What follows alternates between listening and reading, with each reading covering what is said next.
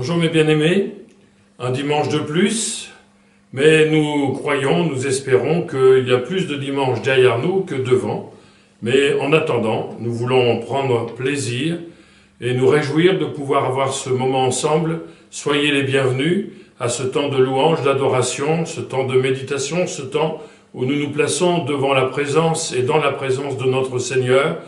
Ensemble, nous voulons le louer et prier pour que sa grâce, son esprit, sa présence soient bien agissantes dans nos vies et dans nos foyers.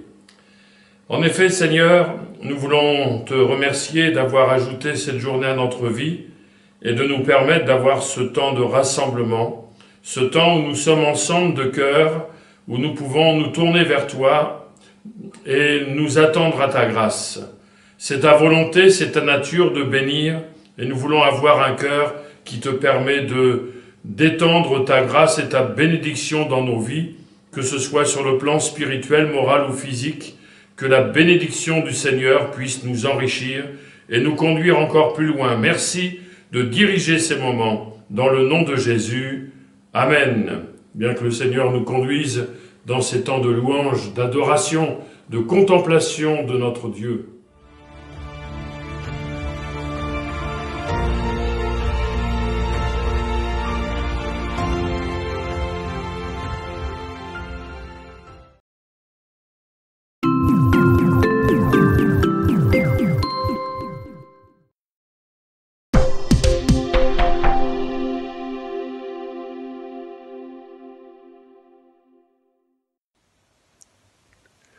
Salut les amis, bonjour Philippe, bonjour Anne-Marie, très heureux de pouvoir vous dire un petit bonjour à travers cette vidéo en direct live de Nice.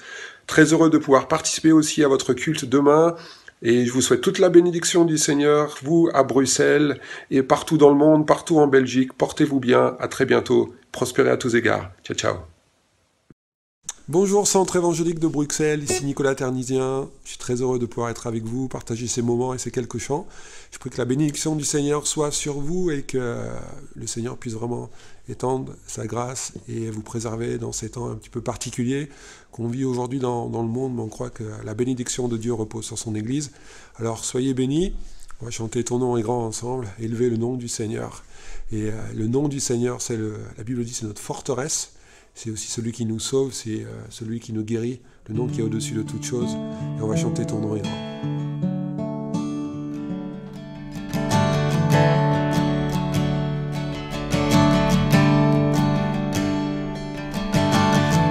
Je viens dans ta présence, Seigneur de l'univers. Il y en a plus d'importance, il y en a plus de valeur. Je viens chercher ton cœur, trouver ta volonté, me tenir prosterné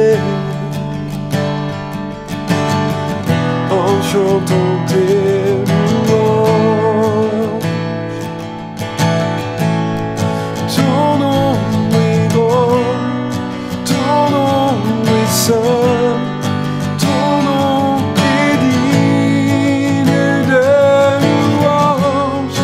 À toi l'honneur, à toi la gloire, à toi la puissance.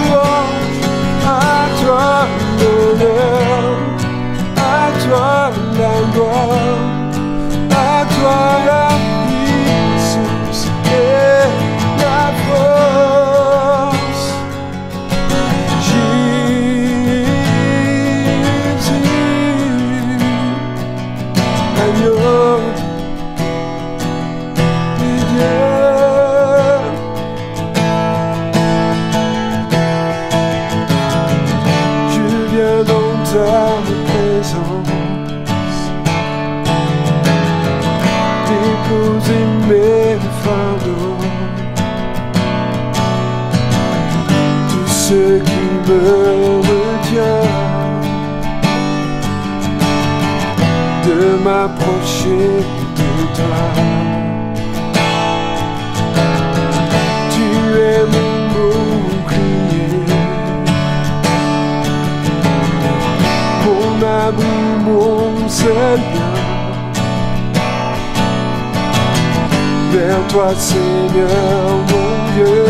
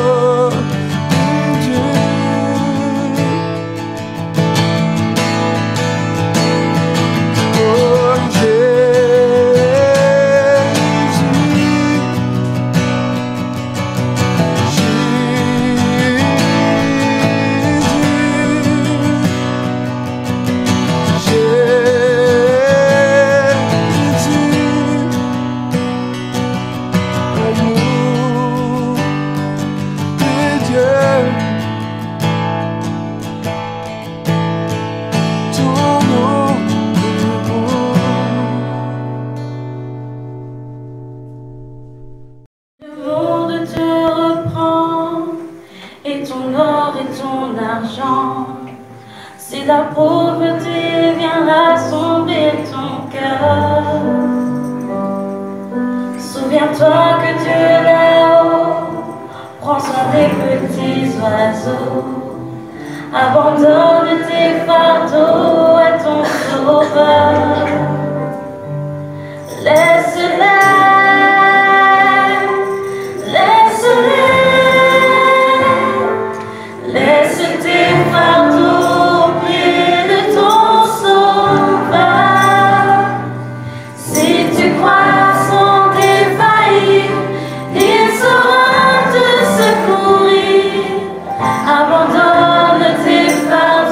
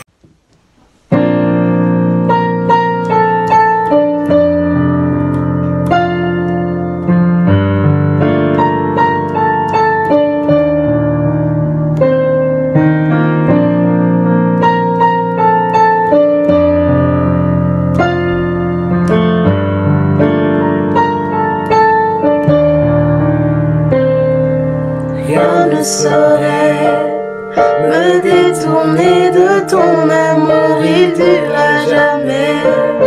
Et guide mes pas chaque jour, je tiendrai bon, je compterai sur toi.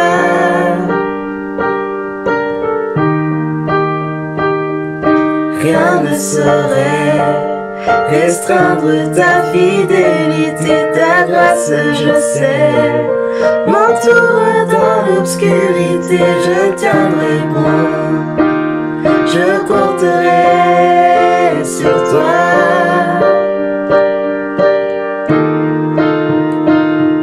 Je ne peux saisir tes voies, mais je me confie en toi. Tout mon espoir est établi sur ton amour et ta justice. Je ne suivrai nulle autre voie. Je me confie, m'appuie sur toi. Je tiendrai bon, je compterai sur toi.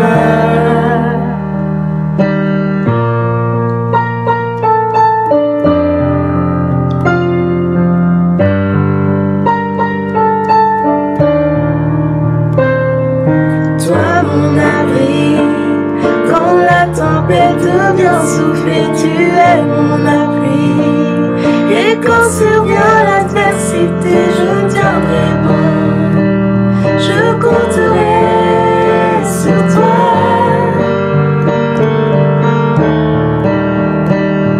Je ne peux saisir tes voies, mais je me confie en toi. Tout mon espoir est établi sur ton amour et ta justice. Je ne suivrai nulle autre voie. Je me confie, m'appuie sur toi. Je tiendrai bon, je compterai sur toi. Tout mon espoir est établi sur ton amour et ta justice. Je ne suivrai nulle autre voie. Je me confie, m'appuie sur toi. Je tiendrai bon, je compterai sur toi. Oh, oh, oh. Je tiendrai bon, je compterai sur toi. Je tiendrai bon, je compterai sur toi. Je tiendrai bon, je compterai sur toi. Je tiendrai bon, je compterai sur toi. Je tiendrai bon, je compterai sur toi. Je tiendrai bon, je compterai sur toi. Je tiendrai bon, je compterai sur toi. Je tiendrai bon, je compterai sur toi. Je compterai sur toi.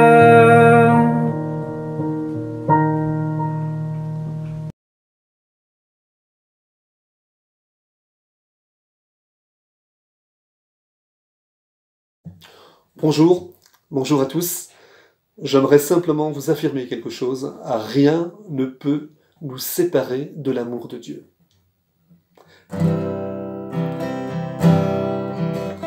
Quand les montagnes s'éloigneraient, quand les collines chancelleraient,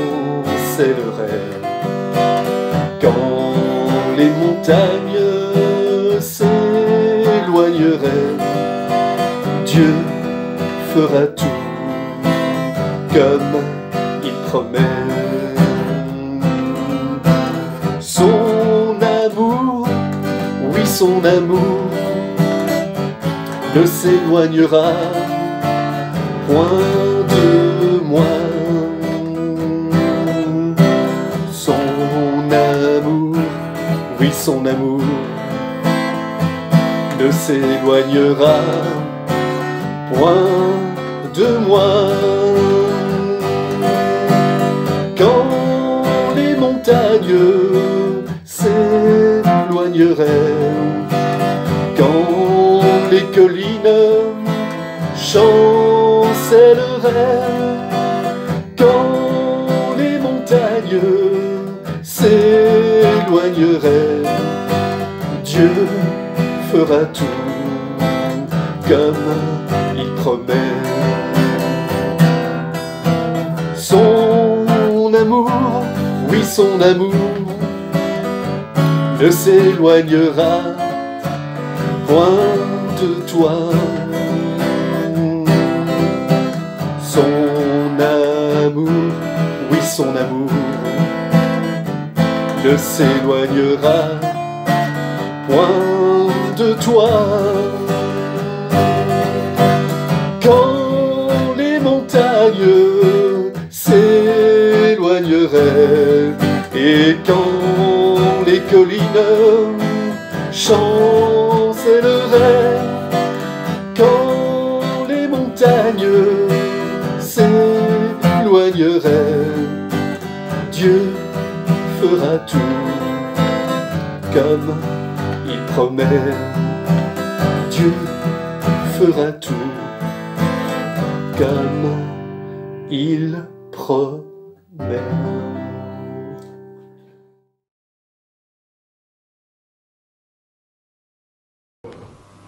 Chères sœurs, chers frères, il est bon, honorable et nécessaire que même en cette période de pandémie, nous puissions nous rassembler pour célébrer la Sainte Seine.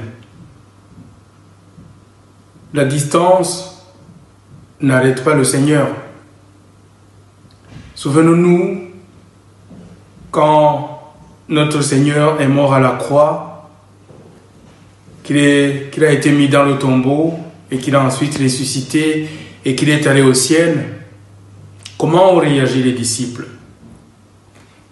Ils ont persévéré dans l'enseignement de la parole, dans la fraction du pain, dans les prières, et la crainte de Dieu s'emparait d'eux et beaucoup de prodiges et de miracles se produisaient.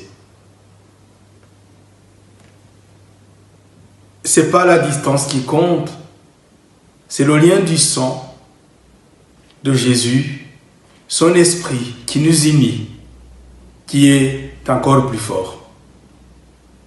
Je voudrais partager avec vous une parole qui est dans Actes des Apôtres, chapitre 4. Je lirai du verset 5 au verset 12. Le lendemain, les chefs du peuple, les anciens et les scribes s'assemblèrent à Jérusalem. Avec Anne, le souverain sacrificateur, Caïphe, Jean, Alexandre et tous ceux qui étaient de la race des principaux sacrificateurs. Ils firent placer au milieu de Pierre et Jean et leur demandèrent: « Par quel pouvoir ou au nom de qui avez-vous fait cela ?» Alors Pierre, rempli du Saint-Esprit, leur dit: « Chefs du peuple et anciens d'Israël, puisque nous sommes interrogés aujourd'hui sur un bienfait accordé à un homme malade, afin que nous disions comment il a été guéri, sachez-le tous, et que tout le peuple d'Israël le sache. C'est par le nom de Jésus-Christ de Nazareth que vous avez crucifié et que Dieu a ressuscité des morts. C'est par lui que cet homme se présente en pleine santé devant vous. Jésus est la pierre rejetée par vous qui bâtissez et qui est devenue la principale de l'angle. Il n'y a de salut en aucun autre, car il n'y a sous le ciel aucun autre nom qui ait été donné parmi les hommes par lequel nous devions être sauvés. je voudrais vous laisser cette pensée, que cette puissance qui a agi avec ou par l'apôtre Pierre et Jean, c'est cette puissance qui agit aussi en nous, puisque par le salut merveilleux en Jésus-Christ, nous sommes aussi devenus cohéritiers avec le Christ et le Saint-Esprit est en nous. Je voudrais donc vous laisser cette pensée et rendre grâce, après quoi vous pouvez, chacun là où il est, participer à ces moments en partageant le pain et la coupe, en nous rappelant que le Seigneur revient bientôt. Notre Dieu, nous voulons te dire merci pour le salut merveilleux en Jésus-Christ. Merci pour ton amour. Merci pour la puissance qui est dans le sang de Jésus. Nous voulons que tu bénisses le pain qui représente le corps du Christ déchiqueté à la place des nôtres et le sang de Jésus versé pour nous laver les péchés.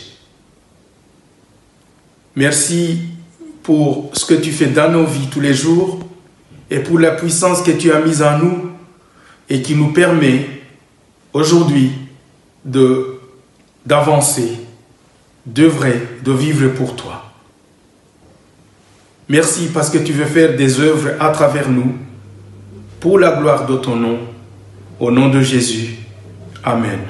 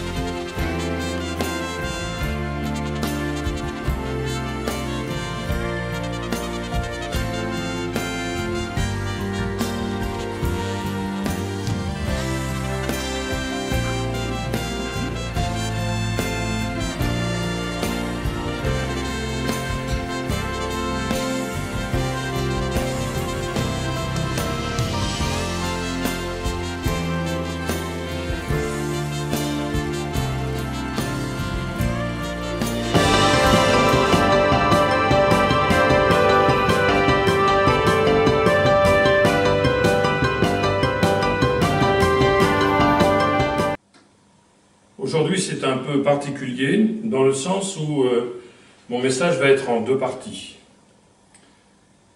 La première partie, c'est d'essayer de découvrir comment savoir ce que Dieu veut nous dire au travers des événements que nous connaissons. Jusqu'à maintenant, vous l'avez remarqué, je n'ai pas voulu trop évoquer la situation et me précipiter à dire voilà ce que Dieu dit, voilà où on en est par rapport à la situation. Je n'ai pas voulu banaliser les choses, je n'ai pas voulu dire les choses pour les dire, mais prendre le temps de réfléchir avec la parole de Dieu. Et certainement que, au travers de la parole de Dieu, nous pouvons discerner ce que le Seigneur veut nous dire. Et puis, la seconde partie, c'est de dire que le confinement est une arme bénie entre les mains de Dieu. Si nous regardons bien ce que Dieu dit, nous allons, je le crois, en être convaincus. Prions le Seigneur, parce que sans lui, nous ne pouvons rien faire. Et nous le constatons de jour en jour, que son esprit puisse agir librement en nous pendant ces moments que nous vivons ensemble. Seigneur, c'est avec action de grâce et adoration que nous nous approchons de toi, reconnaissant que tu es Dieu, la sagesse, l'intelligence t'appartiennent, et nous avons besoin, Seigneur, que tu nous en donnes la dose qui nous est nécessaire pour ouvrir ta parole, pour l'annoncer, pour la recevoir et pour la vivre. Accorde-nous ton esprit, s'il te plaît, au nom de Jésus. Amen. Amen. Donc nous allons aborder ce premier point. Comment savoir ce que Dieu veut nous dire au travers de ces événements? En tant que berger de vos âmes, de nos âmes, j'ai souhaité donner un conseil pour savoir ce que Dieu pense des événements et, je dirais, de savoir comment discerner ce que Dieu veut nous dire au travers des événements, si bien sûr cela est possible. Mais il est vrai que le Seigneur nous a donné un moyen sûr et efficace. C'est sûr que nous avons des questions quand nous passons par de telles circonstances. Nous cherchons des réponses. Je sais que nous pouvons chercher un peu partout, mais en cherchant un peu partout, on peut risquer de plus savoir quoi penser à un moment donné, parce que on entend des choses à droite et à gauche sans savoir exactement, sans pouvoir après avoir un avis très clair, parce que nous entendons toutes sortes de choses, et nous risquons aussi de peut-être suivre pas forcément le chemin que le Seigneur désire, et je crois que Dieu nous a donné à chacun, pas à quelques-uns, mais à chacun, un moyen sûr. Et je crois aussi, Dieu responsabilise chacun d'entre nous pour que nous ne cherchions pas partout, mais que nous cherchions avec lui, que nous puissions nous approcher de lui, nous puissions, dans la prière, dans la foi, nous approcher de lui et méditer sa parole. Ce temps de confinement est favorable pour que nous réapprenions à consulter la parole de Dieu. Dans l'Ancien Testament, on trouve souvent cette expression, par exemple, David consulta l'Éternel.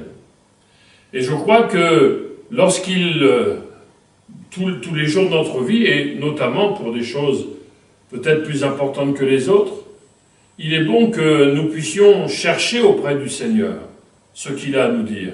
J'avoue que souvent, ça m'est arrivé de chercher des réponses auprès du Seigneur aux questions que je me posais.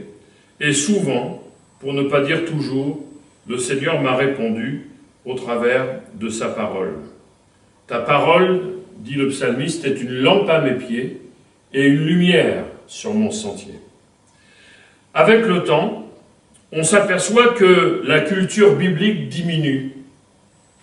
Et on constate d'une manière générale qu'on la connaît de moins en moins. il y a des choses que l'on connaît bien, que l'on connaît plus, mais la connaissance de la parole de Dieu diminue. Nous savons que Dieu pouvait reprocher à son peuple un manque de connaissances. Et c'est vrai que le manque de connaissances bibliques se fait surtout sentir dans les moments que nous vivons. Parce que nous ne savons pas trop ce que Dieu dit dans de telles situations. Et on va voir vers ceux qui ont réfléchi pour nous. Frères et sœurs, je crois, je le répète, que Dieu veut nous responsabiliser en nous disant, eh bien, si tu te poses des questions, viens à moi. Et moi, je vais te donner des réponses. Quand on considère les récits et les réveils bibliques ou autres, quasiment à chaque fois, ces réveils-là sont marqués par un retour à la parole du Seigneur. Dans l'Ancien Testament, où depuis que l'Église est, on s'aperçoit qu'il y a un retour du peuple de Dieu à la parole et à la mise en pratique de la parole du Seigneur. On entend souvent dire « Dieu m'a dit » plutôt que « il est écrit ». Dans l'épreuve, la tentation que Jésus a rencontrée au désert, il aurait pu dire « Dieu m'a dit », puisque c'était son Père. Mais pour désarmer le diable, pour triompher de lui, il a répété à 4 reprises « il est écrit ». Il est écrit. 4 ou 3, je n'ai pas vérifié. Mais il a répondu « il est écrit ». Et la parole de Dieu, la Bible dit que c'est comme un marteau qui brise le roc. Et le diable ne résiste pas devant la parole de Dieu. J'aimerais que nous regardions un texte dans le livre du prophète Daniel, au chapitre 9. Daniel, chapitre 9, nous lisons à partir du verset 1er. Daniel, chapitre 9, verset 1er. Il est dit ceci. La première année de Darius, fils d'Assuérus, nous savons l'histoire de Daniel qui fait partie de ceux qui ont été déportés par un peuple étranger. Il est soumis à une domination étrangère et nous savons qu'il va se passer... Daniel va être un instrument non seulement en son temps, mais avec l'Apocalypse, il est aussi un instrument par ses révélations, par ses prophéties, pour les temps de la fin, nous en avons déjà parlé, en son temps. Donc, la première année de Darius, fils d'Assuérus, de la race des Mèdes, lequel était devenu roi du royaume des Chaldéens, la première année de son règne, moi, Daniel, je vis par les livres qu'il devait s'écouler 70 ans, pour les ruines de Jérusalem, d'après le nombre des années dont l'Éternel avait parlé à Jérémie le prophète. Je tournai ma face vers le Seigneur Dieu, afin de recourir à la prière et aux supplications, en jeûnant et en prenant le sac et la cendre. Je priai l'Éternel mon Dieu, et je lui fis cette confession, « Seigneur Dieu, grand et redoutable, toi qui gardes ton alliance et qui fais miséricorde, à ceux qui t'aiment et qui observent tes commandements, nous avons péché. Nous avons commis l'iniquité, nous avons été méchants et rebelles, nous nous sommes détournés de tes commandements et de tes ordonnances. » Donc, la parole de Dieu nous dit que Daniel, qui est un homme de Dieu, Daniel qui inspire le respect par ses écrits, par ses prophéties, Daniel qui a été un instrument entre les mains du Seigneur, et qui l'est toujours, comme je disais tout à l'heure, par les révélations que Dieu lui a faites. Il a non seulement été capable d'expliquer les songes que le roi pouvait avoir, mais il a prophétisé pour les temps que nous vivons et que nous vivrons. Il nous impressionne et nous inspire par son vécu, par son courage, et Dieu l'a sorti de cette fosse au lion dans laquelle il avait été jeté parce qu'il voulait se prosterner uniquement devant le Dieu vivant. Donc Daniel, voilà, c'est du lourd, c'est du costaud, c'est du sérieux. Et Daniel, lorsqu'il va être emmené en exil, il veut essayer de comprendre ce qui est en train de se passer. Il veut comprendre pourquoi son peuple en est arrivé là. Et qu'est-ce qu'il fait? Tout simplement, il nous est dit qu'il a vu par les livres, c'est-à-dire par les rouleaux. Et il est même précisé dans quel livre Daniel a vu qu'il devait s'écouler 70 ans, 70 ans de captivité avant que le peuple s'en sorte. Il a lu dans le prophète Jérémie, et nous retrouvons effectivement ce texte dans Jérémie, chapitre 25, et au verset 11. Et à la lecture de la Bible, à la lecture du prophète Jérémie, il a compris pourquoi Dieu a conduit son peuple à un confinement dans une terre étrangère. Et la parole de Dieu nous dit qu'après avoir lu la Bible, après avoir lu les prophéties de Jérémie, il va prier, il va confesser son péché. Et la Bible nous dit, chose extraordinaire, comme quoi Daniel avait eu la bonne réaction. Il nous est dit que Dieu va lui répondre. Nous avons au verset 23 ce que l'ange Gabriel va venir lui dire, donc toujours chapitre 9 et verset 23. Lorsque tu as commencé à prier, la parole est sortie et je viens pour te l'annoncer, car tu es un bien-aimé. Sois attentif à la parole et comprends la vision. 70, 70 semaines ont été fixées sur ton peuple et sur ta ville sainte, la ville sainte. Donc, frères et sœurs, ayons le réflexe de Daniel. Daniel ne doit pas être simplement celui qui a eu les grandes révélations, les grandes prophéties, qui a été capable de triompher de cette fosse au lion.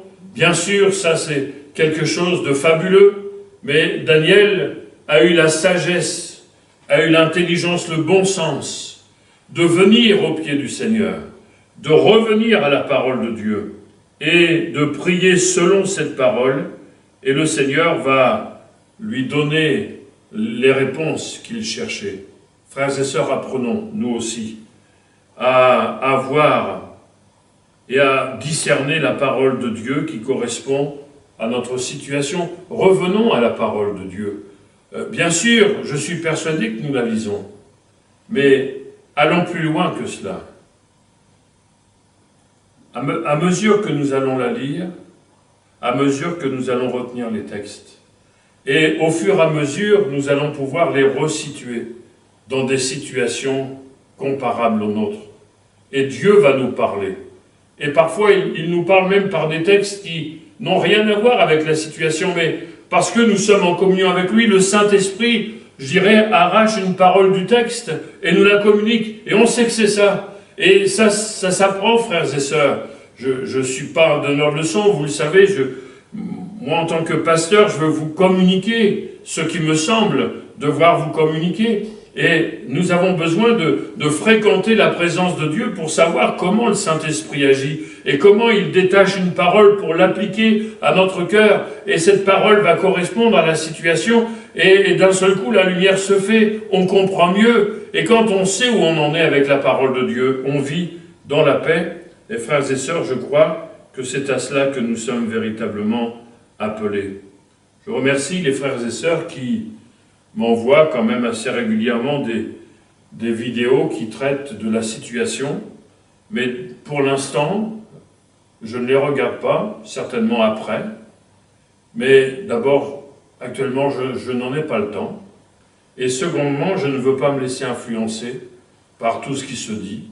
Je préfère, par la grâce de Dieu, et simplement, dans mon confinement, me tenir dans la présence du Seigneur pour savoir ce qu'il a à nous communiquer. Et je crois, frères et sœurs, que c'est auprès du Seigneur, comme Daniel l'a fait, auprès de sa parole, que nous allons trouver les réponses. Merci Seigneur pour cette occasion que nous avons de pouvoir échanger dans ce domaine. J'en viens maintenant à cette seconde partie. Le confinement est une arme bénie entre les mains de Dieu. Et pour parler de ce sujet, et pour dire pourquoi on peut dire et affirmer que le confinement est une arme bénie entre les mains de Dieu, alors tout de suite, ça ne veut pas dire que le confinement est une chose agréable. Humainement parlant, je n'éprouve aucun plaisir à ce confinement.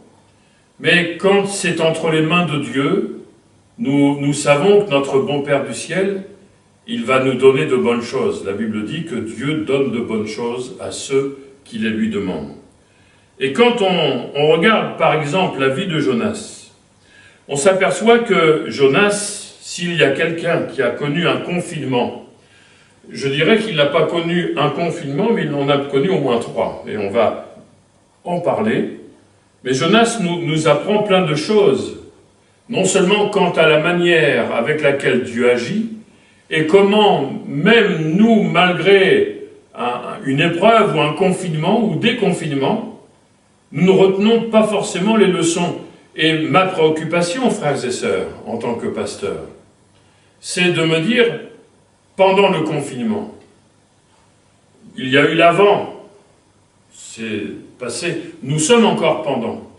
Certainement que pendant, il y a des choses que nous comprenons, discernons, etc. Mais l'après-confinement. Et je crois que c'est là que Dieu nous attend. C'est que l'épreuve qui nous fait passer, alors pour certains ça a été par la maladie, et dans certaines assemblées il y a eu des décès, mais il y a eu quand même des guérisons, des miracles. Merci Seigneur pour tous ceux qui ont été relevés dans notre assemblée. Donc c'est pas peu de choses ce confinement, c'est pas peu de choses ce Covid-19. Mais sur le plan spirituel, la question qui se pose, c'est après, quand nous allons retourner à la vie, quand nous allons retourner à nos affaires, est-ce que nous allons avoir appris, retenu ce que Dieu a voulu nous dire? Avec Jonas, on voit que ce n'est pas si évident que cela. Jonas, chapitre 1er, nous lisons au verset 1er.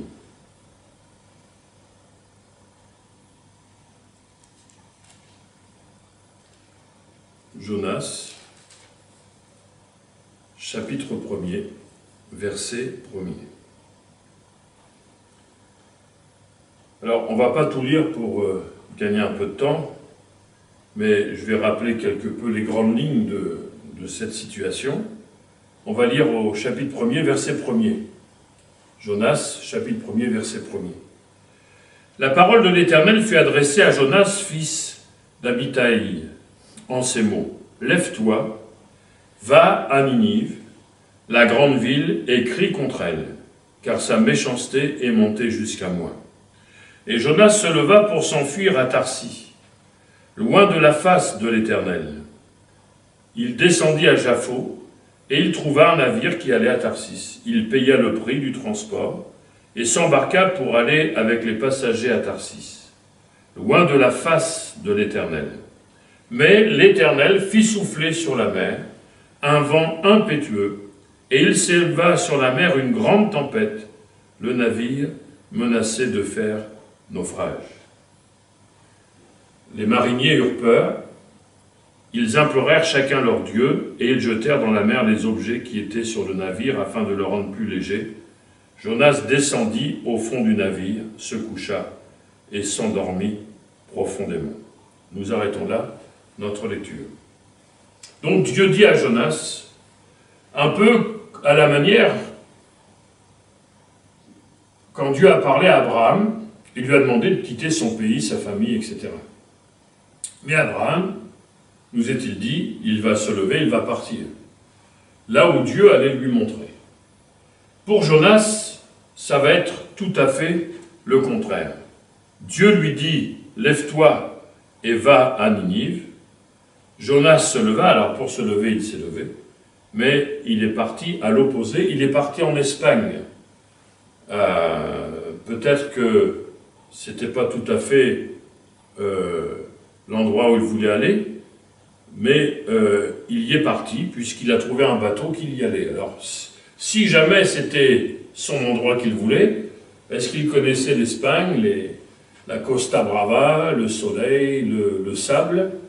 Alors c'est certain que la vision de ce coin un peu idyllique pouvait lui plaire, mais c'était vraiment pas le plan de Dieu pour lui. Et le texte nous fait considérer que quand Dieu lui dit « lève-toi », c'est pas simplement pour que Jonas accomplisse une mission.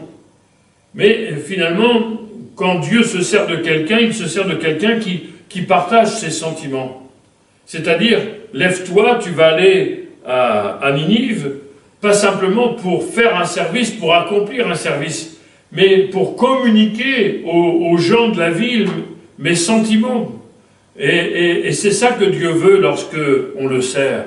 Non seulement de faire le travail qu'il nous demande de faire, que nous avons à faire, mais que nous le fassions, et que nous le fassions en partageant les sentiments du Seigneur.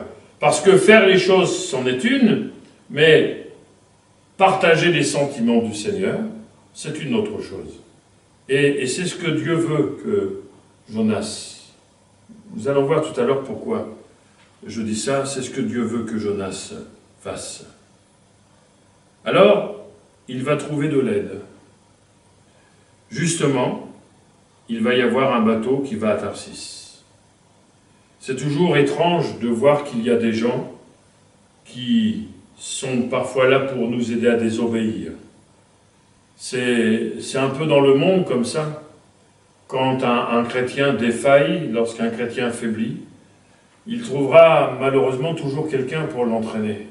Je me souviens de ce jeune fils de pasteur qui a été passé par des moments difficiles. Et puis malheureusement, il y avait un chrétien qui avait délaissé l'Église et qui a fini par l'entraîner aussi. Et frères et sœurs, prions pour nos frères et nos sœurs qui peut-être ne sont pas en forme sur le plan spirituel, pour qu'au lieu de trouver sur leur chemin des gens qui vont les encourager à désobéir, ils trouvent des frères et des sœurs, des bien-aimés, pour les encourager à revenir à la fidélité de Dieu. Alors, Jonas pense pouvoir s'en tirer de cette manière, mais Dieu aime Jonas, Dieu aime son peuple, Dieu aime aussi les gens de Ninive, et il va arrêter son prophète. Alors c'est sûr que quand on est parti sur la voie de la désobéissance, la manière que Dieu utilise pour nous arrêter ne nous plaît pas toujours. Mais finalement, le chemin de la désobéissance est un chemin compliqué. Et parce que c'est un chemin compliqué, Dieu est obligé d'employer certains moyens pour nous y arrêter. Et c'est la tempête qui va conduire au confinement de Jonas. Les épreuves, frères et sœurs, souvent nous conduisent à un certain confinement. Et ce confinement nous amène à un face-à-face avec nous-mêmes, un face-à-face avec Dieu. Si on est malade, si on est hospitalisé, si on passe par des moments de souffrance, des moments de deuil, par toutes sortes de situations. Souvent, on se retrouve face à soi-même. Et le temps de confinement que nous vivons actuellement nous amène aussi, la tempête du Covid-19 nous amène à avoir ce face-à-face avec nous et avec Dieu. Et ce qu'on remarque, c'est que ceux qui vont aider, je dirais malgré eux, parce que pour l'instant, Jonas, ils ne le connaissent pas, ils vont aider malgré eux Jonas à désobéir, mais vont être entraînés dans les conséquences de la désobéissance. D'ailleurs, c'est quand ils vont voir, parce qu'au départ, nous avons remarqué que chacun invoquait son Dieu, et ça n'a rien donné, ça, il n'y a pas de surprise. Mais quand ils vont voir comment Dieu agit à l'égard de son prophète désobéissant, ça va les toucher au point qu'ils vont se tourner vers le Seigneur et ils vont prier, la crainte de Dieu va venir dans leur cœur. Alors, quand les marins vont s'apercevoir qu'il y a cette tempête, ils vont parler avec Jonas qui est descendu au fond du navire et qui parvient néanmoins à s'endormir. On voit bien que Jonas est entré dans une certaine dépression. Plus tard, par 2 fois, il va souhaiter la mort. Et là, il va se cacher. Il va dans une certaine dépression parce qu'il sait très bien, lui. Il leur a dit d'ailleurs. Il sait très bien que si la tempête est venue, c'est de sa faute. Et il se cache. Il se cache, il veut aller loin de Dieu, et comme il ne va pas à Tarsis pour l'instant, il descend au fond du navire. C'est le premier confinement qu'il va connaître, et je parlais de 3 confinements, et on voit qu'il y a un confinement progressif pour lui. Le premier confinement, c'est de descendre au fond du navire. Le deuxième confinement, c'est qu'il va descendre au fond de l'eau. Et le troisième confinement, il va descendre de plus en plus bas, il va descendre au fond d'un poisson. Et là, c'est Dieu qui va l'y mettre lui-même. Les 2 premières choses, la première fois, le confinement, c'est Jonas qui s'y met tout seul, au fond du navire. Le deuxième confinement, ce sont les autres qui le mettent dans l'eau. Le troisième confinement, c'est Dieu qui le met.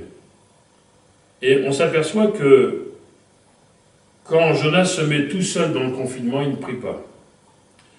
Quand les autres le jettent au fond de l'eau, alors peut-être qu'au fond de l'eau on a autre chose à faire, mais enfin quand même, peut-être que si on nous jette à l'eau et qu'on ne sait pas nager, on va prier, mais pas de trace de prière. Ce n'est que quand Dieu lui-même le met au fond d'un poisson, d'un grand poisson, que Jonas prie. Et donc on s'aperçoit que le confinement est une arme bénie entre les mains du Seigneur. En ce qui concerne la désobéissance de Jonas, disons tout de suite qu'elle va avoir aussi, elle aurait pu avoir des conséquences dramatiques pour les habitants de Ninive. Parce que les jours étaient comptés, 40. Encore 40 jours et Ninive est détruite. C'était le message, pas un message compliqué, mais tellement un message tranchant, tellement clair. C'était le message que Jonas devait donner. Ça veut dire que la désobéissance mettait en danger les habitants de Ninive, les Ninivites, à les exposer à la perdition, à la mort. Et frères et sœurs, disons tout de suite que nous avons besoin d'être conscients aussi qu'il y a des désobéissances qui mettent en danger les autres, et particulièrement lorsque nous désobéissons au niveau de l'évangélisation. Lorsque nous ne faisons pas l'œuvre d'évangélisation que Dieu nous demande. Nous le savons, et je suis certainement l'un des premiers à aimer partager tous les moments que nous passons ensemble. Mais on remarque que quand il est question d'évangélisation, bien sûr il y a des cas particuliers, mais d'une manière générale, reconnaissons-le, l'évangélisation n'attire pas beaucoup. L'évangélisation ne passionne pas beaucoup. On ne ressent pas de l'enthousiasme pour l'évangélisation. Et je crois, frères et sœurs, que s'il y a bien un domaine dans lequel nous désobéissons à Dieu, c'est le domaine de l'évangélisation. Le projet de Dieu, c'est que l'Église soit la lumière du monde et le sel de la terre. Que non seulement l'Église se fortifie, que l'Église soit belle, que l'Église soit joyeuse, etc. Mais que l'Église soit un peuple témoin avant le retour de Jésus. Et je crois que le réveil a pour but de rétablir l'Église témoin, l'Église sel de la terre, l'Église lumière du monde. Et Jonas a refusé d'évangéliser. Nous savons que par le deuxième livre des rois, que Jonas avait déjà fait parler de lui parce que, et dans le bon sens, il avait annoncé des choses qui se sont accomplies. C'était vraiment un prophète de Dieu. Mais quand Dieu l'envoie évangéliser, il ne veut pas y aller.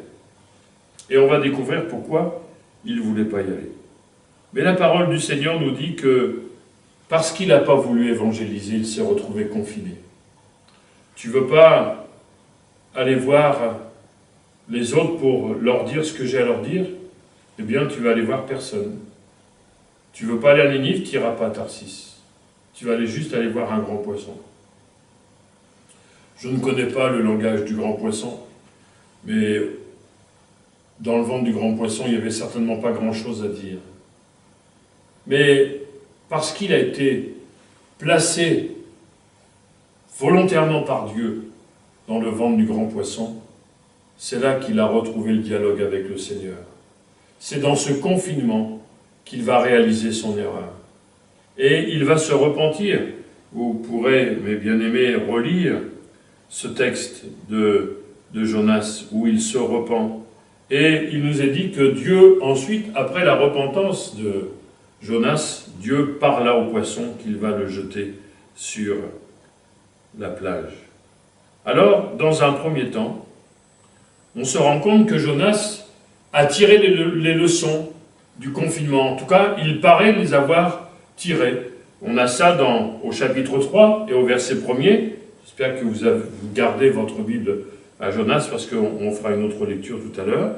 Il est dit ceci: la parole de l'Éternel, donc une fois qu'il fut jeté à terre, la parole de l'Éternel fut adressée à Jonas une seconde fois, en ces mots: lève-toi, va à Ninive, la grande ville, et proclame-y la publication que je t'ordonne. Et Jonas se leva et alla à Ninive, selon la parole de l'Éternel. Or Ninive était une grande ville de 3 jours de marche, etc., etc. Donc, Jonas va obéir, c'est-à-dire, il va faire ce que Dieu va lui dire. Mais le problème, c'est que si Jonas, parce qu'il a compris que quand Dieu reprend quelqu'un, c'est qu'il a mal fait. Mais il semblerait que le confinement n'a pas changé son cœur. Il a fait ce que Dieu lui a demandé, mais sans partager les sentiments de miséricorde et d'amour pour le peuple.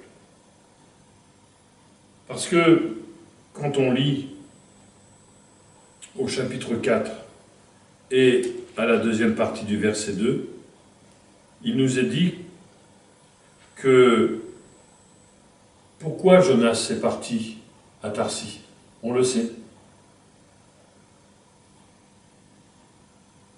Chapitre 4, deuxième partie du verset 2. C'est ce que je pensais, c'est ce que je voulais prévenir en fuyant à Tarsis, car je savais que tu es un Dieu compatissant et miséricordieux, lent à la colère et riche en bonté, et qui te repent du mal.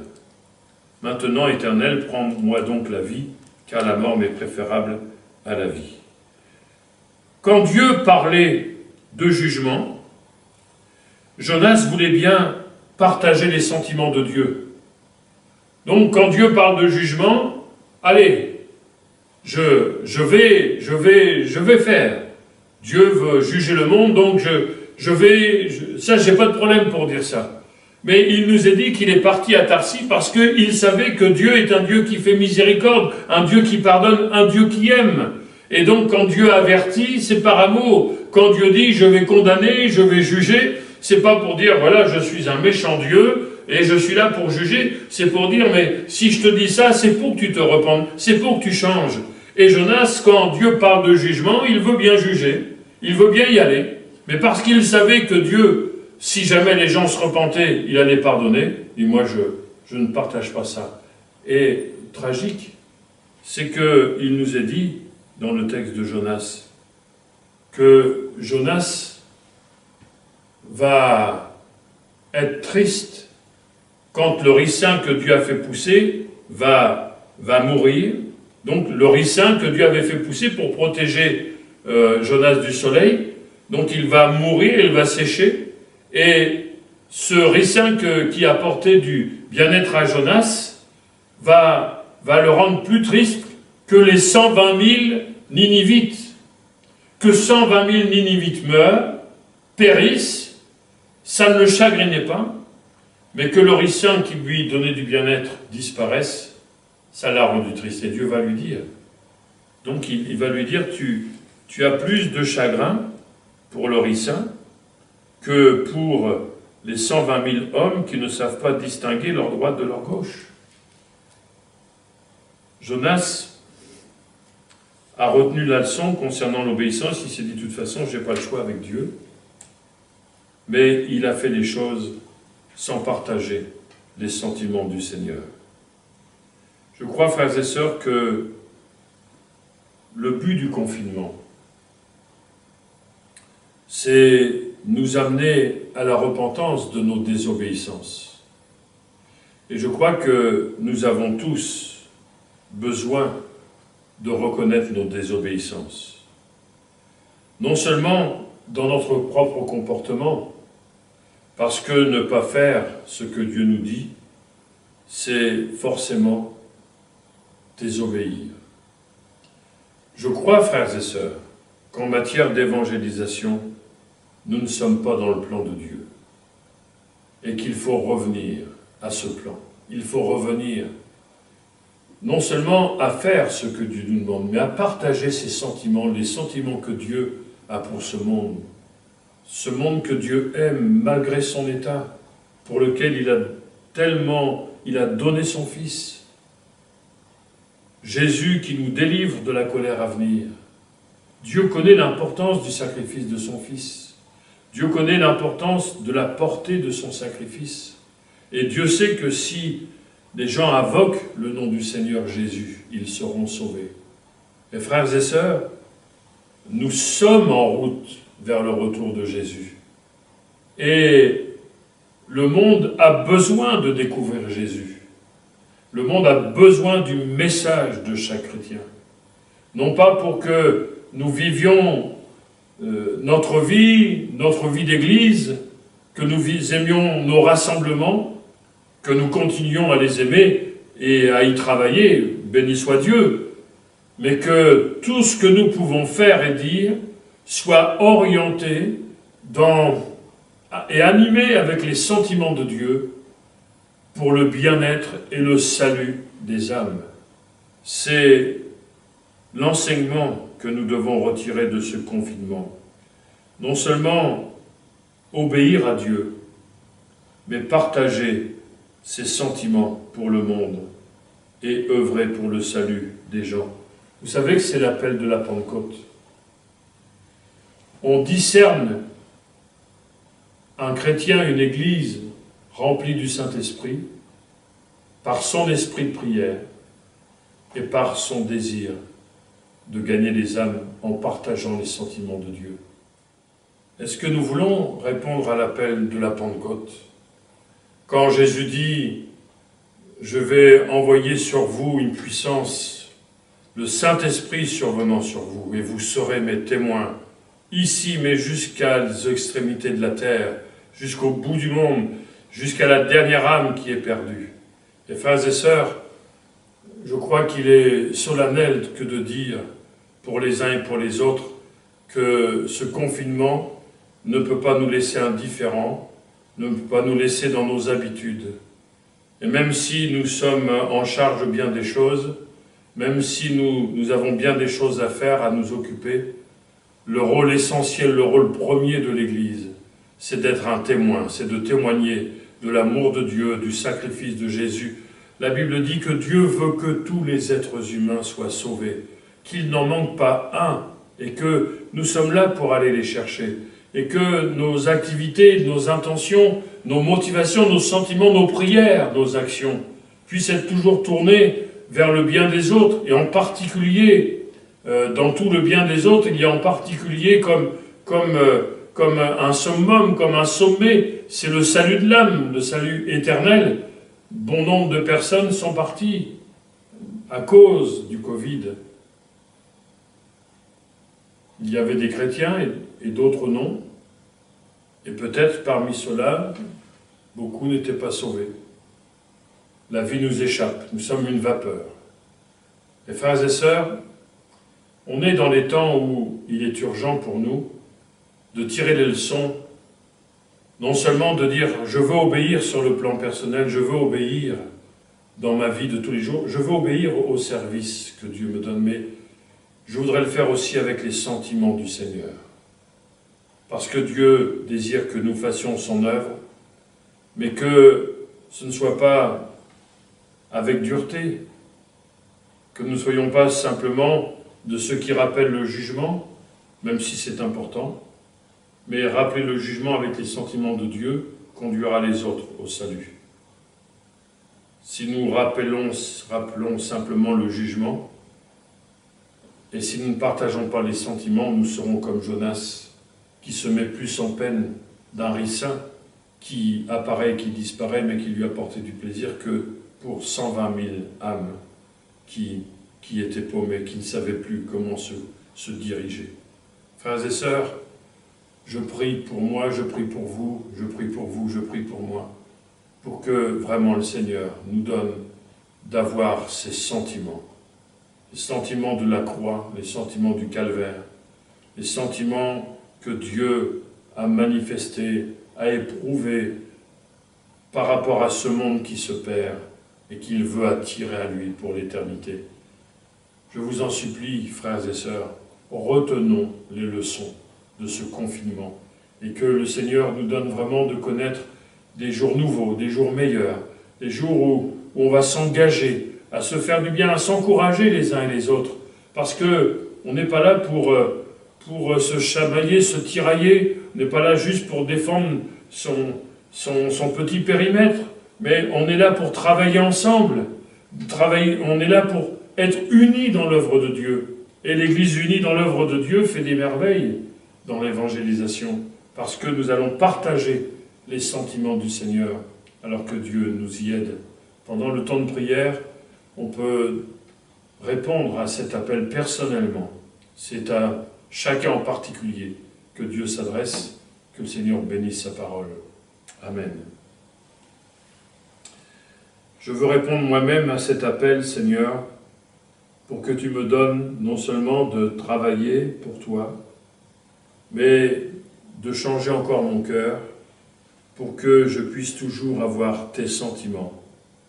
Merci Seigneur, parce que ce que je te demande pour moi, je le demande aussi pour mes frères et mes sœurs. Que le Saint-Esprit soit agissant et qu'ainsi l'Église soit embrasée de ton feu, qu'elle soit ointe de ton huile, et qu'ainsi, au nom de Jésus, son témoignage soit percutant, soit touchant, et que des âmes soient sauvées en grand nombre. Seigneur, que notre bien-être ne soit pas à nos yeux plus important que le salut des âmes, mais que s'il y a une tristesse que nous pouvons partager, c'est celle des âmes qui se perdent. Seigneur, donne-nous tes sentiments. S'il te plaît, que l'Église vive dans les sentiments de Jésus-Christ. Merci de nous exaucer au nom de Jésus. Amen.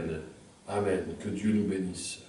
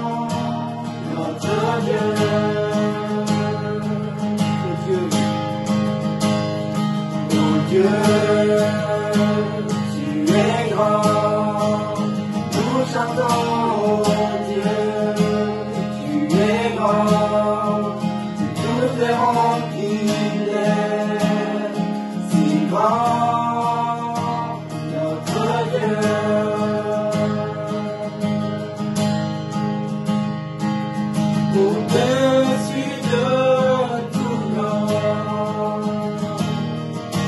digne de louange.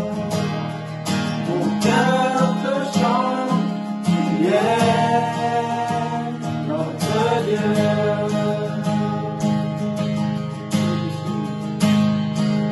Au-dessus de tout nom, digne de louange.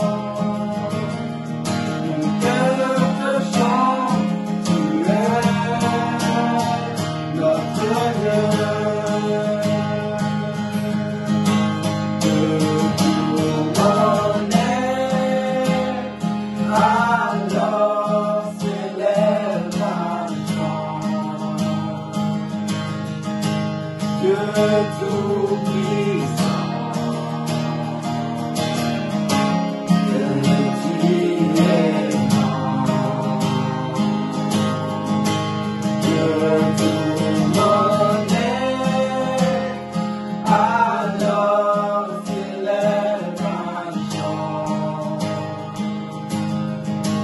Dieu tout-puissant, que tu es grand.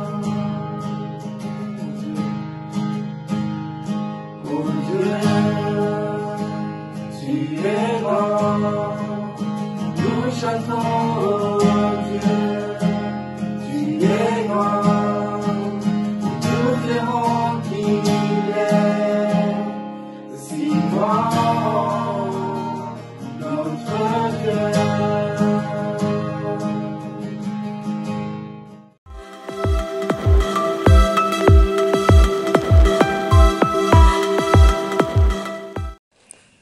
Bonjour mes frères et sœurs, c'est le moment de partager les annonces. 2 rendez-vous sur WhatsApp. Demain, lundi, à 11 h, prière pour les mamans. Et mardi matin, de 9 h à 12 h, vous avez la possibilité de faire la permanence avec votre pasteur au travers de son GSM au 0476 33 78 71. 3 rendez-vous sur YouTube. Mardi à 19 h, notre réunion de prière. Jeudi à 19 h, l'étude biblique. Et notre rendez-vous de dimanche à 10 h pour notre culte. Chaque vendredi, jeûne et prière. Liberté bien sûr à chacun de faire la journée ou non. Priez pour nos frères et sœurs malades. Priez aussi pour ceux qui ont perdu un être cher. Prions aussi pour les églises de Belgique, mais aussi pour le personnel soignant. Prions pour le gouvernement, mais prions aussi, et ne pas oublier de prier pour le réveil spirituel. Bien sûr, chacun chez soi. 2 rendez-vous sur Instagram. Chaque samedi, 18h30, jeunesse I7G. Et chaque dimanche, à 16 h, le groupe des ados.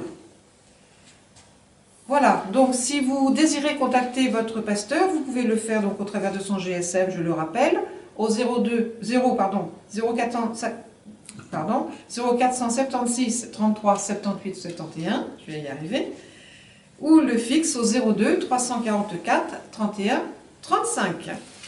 Voilà, je laisse sur votre cœur le verset de cette semaine. C'est dans Romains chapitre 8, versets 31-32. Que dirons-nous donc à l'égard de ces choses? Si Dieu est pour nous, qui sera contre nous? Lui qui n'a point épargné son propre Fils, mais qui l'a livré pour nous tous, comment ne nous donnera-t-il pas aussi toutes choses avec lui? Je vous souhaite une bonne fin de journée et je vous dis à bientôt. Voilà, on vous dit à bientôt en chœur. À partir de cette semaine, d'autres prédicateurs viendront nous aider. Jusqu'à maintenant, j'ai fait toutes les prédications tout simplement parce que je voulais bien installer les choses, je voulais bien prendre les choses en main. Mais c'est bien aussi, comme on le fait régulièrement, d'avoir d'autres prédicateurs, que ce soit pour le mardi et même pour le dimanche, comme on ne sait pas trop encore. même si on a eu quelques informations que nous voyons venir la fin du confinement, mais on n'a pas encore les détails. Dès qu'on aura les détails, d'ailleurs, en ce qui concerne la possibilité de refaire des réunions, dès que nous aurons des informations, on va vous les communiquer. Donc voilà, à partir de cette semaine, dimanche prochain, il y aura d'autres prédicateurs. Pour l'instant, c'est au stade des surprises. Voilà, nous vous souhaitons une bonne fin de journée, un bon dimanche et une bonne semaine dans la présence du Seigneur. Au revoir. À bientôt.